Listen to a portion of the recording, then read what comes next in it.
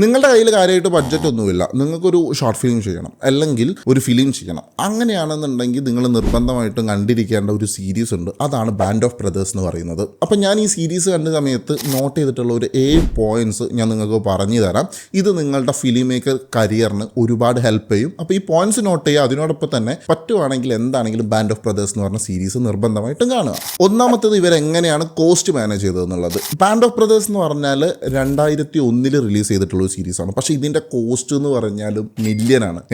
അത്രയും വലിയ കോസ്റ്റ് വന്നിട്ടുള്ള ഒരു സീരീസാണ്. അപ്പോൾ ഇവർ ഇതിൻ്റെ കോസ്റ്റ് മാനേജ് ചെയ്യാൻ വേണ്ടിയിട്ട് ഇവർ ചെയ്തതെന്ന് പറഞ്ഞാൽ മൊത്തം പുതുമുഖങ്ങളെ കൊണ്ടുവന്നു എന്നുള്ളതാണ്. ഈ പുതുമുഖങ്ങളെ കൊണ്ടുവന്ന് അതിൽ ആ സീരീസിലുള്ള പലരും ഇന്ന് സൂപ്പർ സ്റ്റാർസ് ആണ്. പക്ഷേ അവർ പുതുമുഖങ്ങളെ കൊണ്ടുവന്നെങ്കിലും വേറൊരു സൈഡ് അവർ നല്ല രീതിയിൽ പോളിഷ് ചെയ്തു. അതായത് ഇതിൻ്റെ പ്രൊഡക്ഷൻ കോസ്റ്റ്, ഇതിൽ ടാങ്കുകളും ട്രെയിനുകളും ബാക്കിയുള്ള, അതായത് രണ്ടാം ലോക മഹായുദ്ധ കാലത്ത് എന്തൊക്കെ എക്യുപ്മെൻറ്റ്സ് വന്നിട്ടുണ്ടോ ഈ സാധനങ്ങളൊക്കെ നമുക്ക് ഈ സീരീസിൽ കാണാം. അപ്പോൾ അവരെന്താ ചെയ്തതെന്ന് വെച്ചാൽ പ്രൊഡക്ഷൻ ക്വാളിറ്റി കുറയ്ക്കാതെ ആക്ടേഴ്സിനെ പുതുമുഖങ്ങളായിട്ട് കൊണ്ടുവന്നു. Point number 2, colour grading. ഇവർ ആ ഒരു വിൻറ്റേജ് സാധനം കൊണ്ടുവരാൻ വേണ്ടി ഇവർ വളരെയധികം കളർ ഗ്രേഡിങ്ങിൽ ശ്രദ്ധിച്ചിട്ടുണ്ട്. യുദ്ധരംഗത്തിന് ഒരു വിൻറ്റേജ് ഫീല് കിട്ടാൻ വേണ്ടിയിട്ട് ഇവർ ചെയ്തത് ബ്ലീച്ച് ബൈപ്പാസ് എന്ന് പറയുന്ന ഒരു സാങ്കേതിക വിദ്യ ആയിരുന്നു. ഈ ഒരു സാങ്കേതിക വിദ്യക്ക് ഒരു പ്രത്യേകത ഉണ്ട്. ഇത് വെളിച്ചം കുറയ്ക്കും, അതിനോടൊപ്പം തന്നെ കുറച്ചുകൂടി ഡാർക്കർ ആക്കും. മൂന്നാമത്തത് ക്യാമറ ടിക്സ്. ഞാൻ ഈ ഒരു സീരീസ് ഫിലിം മേക്കറുടെ പാഠപുസ്തകമാണെന്ന് പറയും. കാരണം എന്താണെന്ന് വെച്ചാൽ ഈ ഒരു സീരീസിൽ ഒരുപാട് ക്ലോസപ്പ് ഷോട്ടുകൾ വരുന്നുണ്ട്. ക്ലോസപ്പ് എന്ന് പറഞ്ഞു കഴിഞ്ഞാൽ യുദ്ധരംഗങ്ങൾ നടക്കുന്ന സമയത്തൊക്കെ ക്ലോസപ്പിലാണ് ഈ സംഭവം പലതും കാണിക്കുന്നത്. അപ്പോൾ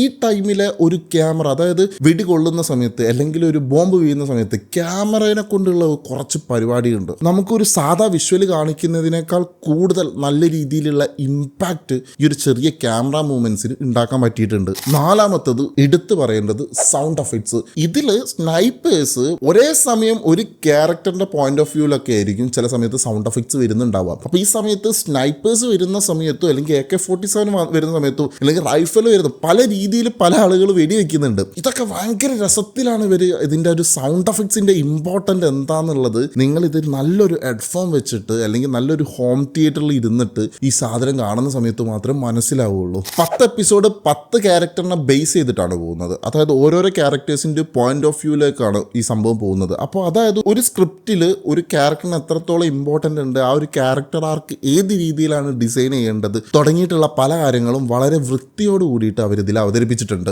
ആറാമത്തെ കാര്യം വളരെ ഇമ്പോർട്ടൻ്റ് ആണ്. അതിനു മുമ്പ് നിങ്ങൾക്ക് സ്ക്രിപ്റ്റ് റൈറ്റിങ്ങോ ഫിലിം മേക്കിങ്ങോ പഠിക്കാൻ താല്പര്യമുണ്ടോ? ഞാനൊരു പ്രീ റെക്കോർഡഡ് ക്ലാസ്സസ് ഓൺലൈനായിട്ട് നടത്തുന്നുണ്ട്. അപ്പോൾ നിങ്ങൾക്ക് ഈ വാട്സപ്പ് നമ്പറിൽ കോൺടാക്ട് ചെയ്ത് കഴിഞ്ഞാൽ ക്ലാസിൻ്റെ ഡീറ്റെയിൽസും എങ്ങനെ ജോയിൻ ചെയ്യണം എന്നൊക്കെയുള്ള ഡീറ്റെയിൽസ് ഒക്കെ കിട്ടും. ആറാമത്തത് പ്രീ പ്രൊഡക്ഷൻ ആണ്. ഇത് വളരെ ഇൻട്രസ്റ്റിംഗ് ആണ്. ഇതിൽ അഭിനയിച്ചിട്ടുള്ള ഓരോരുത്തർക്കും ഇവർ മിലിറ്ററി ട്രെയിനിങ് നൽകിയിരുന്നു. അതായത് റിയൽ ആർമിയിൽ പോയിട്ട് 2 ആഴ്ച എത്രത്തോളം എഫേർട്ട് ഇട്ടിട്ടാണ് മിലിറ്ററിക്കാർ അല്ലെങ്കിൽ പട്ടാളക്കാർ ഇതൊക്കെ ചെയ്യുന്നത്, അവരെങ്ങനെയാണ് ഗണ്ണ് പിടിക്കുന്നത് തുടങ്ങിയിട്ടുള്ള എല്ലാ കാര്യങ്ങളും അവർക്ക് കിട്ടിയിരുന്നു. അപ്പോൾ അതുകൊണ്ട് തന്നെ ഏറ്റവും മാക്സിമം നല്ലൊരു ഔട്ട്പുട്ട് അവരിൽ നിന്ന് ആക്ടേഴ്സിൻ്റെ ഭാഗത്ത് നിന്ന് കിട്ടാൻ സാധ്യതയുണ്ടായി. നിങ്ങൾ നിങ്ങളുടെ ഒരു വർക്ക് ചെയ്യുന്ന സമയത്ത് ഇതേപോലെയുള്ള റിഹേഴ്സൽസ് കൊണ്ടുവരുവാണെങ്കിൽ കിടിലൻ ഔട്ട്കം ആയിരിക്കും അതിന് പൊതുവെ കിട്ടുന്നുണ്ടാവുക.